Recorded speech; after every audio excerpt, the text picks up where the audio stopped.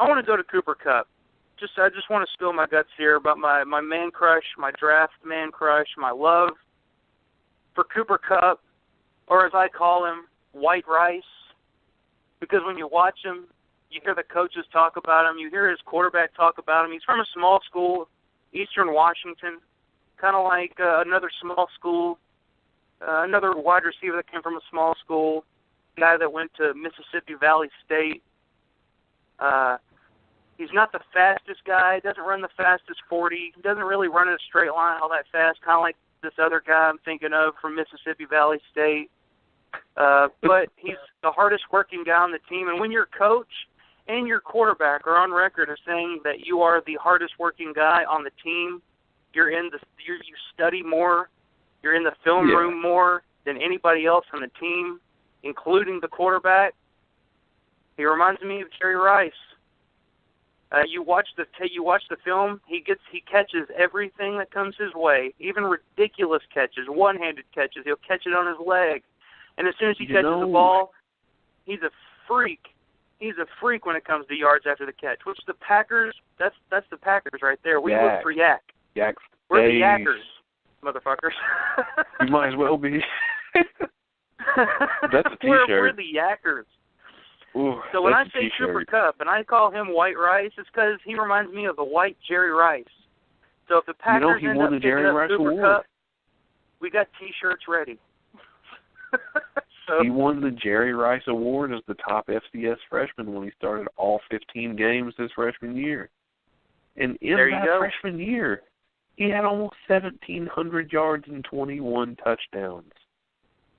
Yeah, and it's a small school. Eastern Washington, not a high-level competition, sure.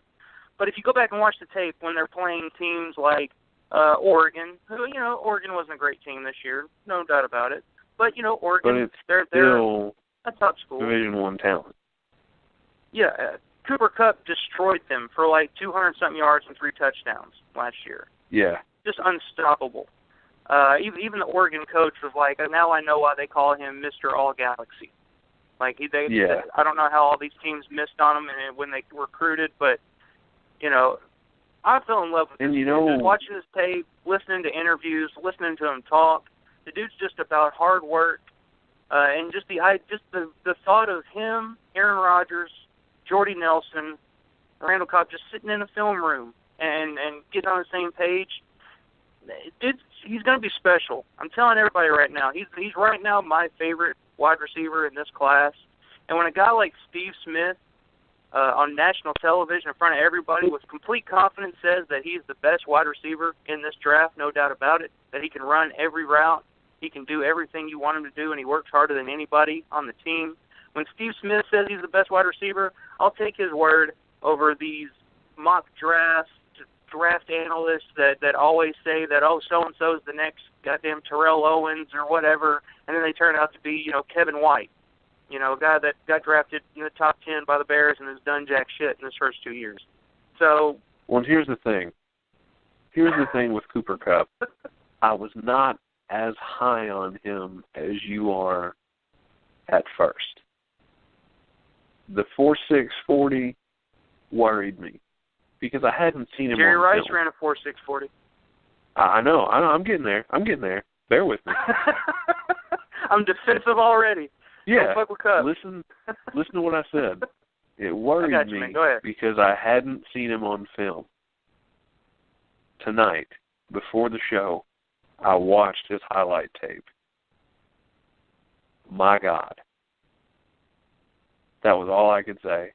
My God. And I was not referring to the red turf. Yeah, well, the red turf is very distracting, but... It's like watching it like you're a predator. Yeah. Man, he's a hell of a route runner. He's shifty. He makes cuts like there's no tomorrow. He's just good. Mm-hmm. That's the only thing you can say. He's good. Real good. And he's got excellent hands. He reaches out, he gets the ball, and it's immediately pulled to his chest or his stomach. I saw the catch you were talking about, too, where he caught it on his leg. That should have been a drop by all that is holy in the world. That should have been a drop, but he caught it. and he caught it, pulled it up, and took it down the field. Yeah. He's ridiculous. And here's my prediction for Cooper Kupp. Green Bay drafts Cooper Kupp, and Ted Thompson hits another home run with the receiver in the second round. It just happens. Yeah. I mean, he would be a perfect fit. I mean, and you look at what Ted Thompson does. Ted Thompson, he's really good at drafting ahead. He thinks ahead. He's like, well, he may be, like, if they draft Cooper Kupp, he'll probably be a fourth or fifth wide receiver right now. You know, switching back and forth between Geronimo and Allison, might not get a lot of touches. But he would be another Jordy Nelson. Because, you know, Jordy's getting older. You got Devontae Adams in a contract year this year. Yeah, Jordy was, number 3, number 4 guy behind Donald Driver, Greg Jennings, and James Jones for a while. And I think if you get another guy like Cooper Kupp, by the time Jordy's ready to retire and kind of losing steam, if we happen to lose Devontae Adams to free agency next year, you got your next guy. And that's what Ted Thompson has always done. Hell, he took Aaron Rodgers in the first round, something nobody thought was possible. Everybody knew they wanted to replace Brett Favre, but you don't do it in the first round. But hell, he did, and it seems to be the right move.